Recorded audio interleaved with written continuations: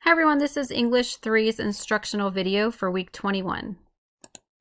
Your assignments for the week are 7, 5, 6, and 7.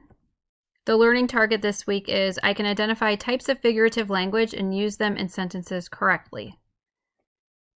All right, for the engage portion, I would like you to write a response in a Google Doc. Read through these sentences, and then what do these sentences do for you as a reader?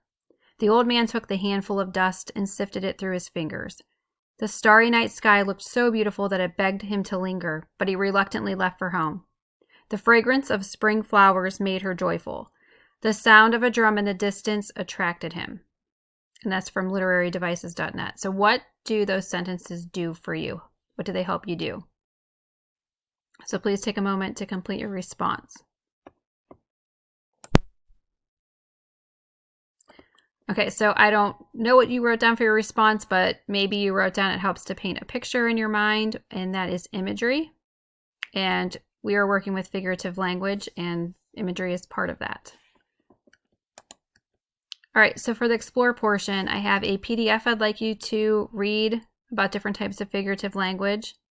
There's a video for you to watch as well in figurative language, and I have some flashcards that I'd like you to flip through in this link here. So please take a moment to complete these activities.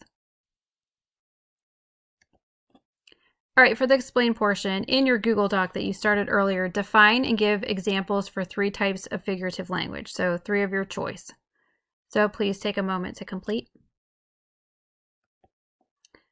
All right, I would like you to take a quick quiz over figurative language, just show what you learned.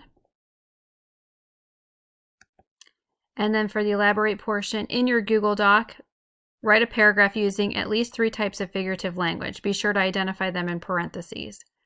And there's a rubric that will be used to score you.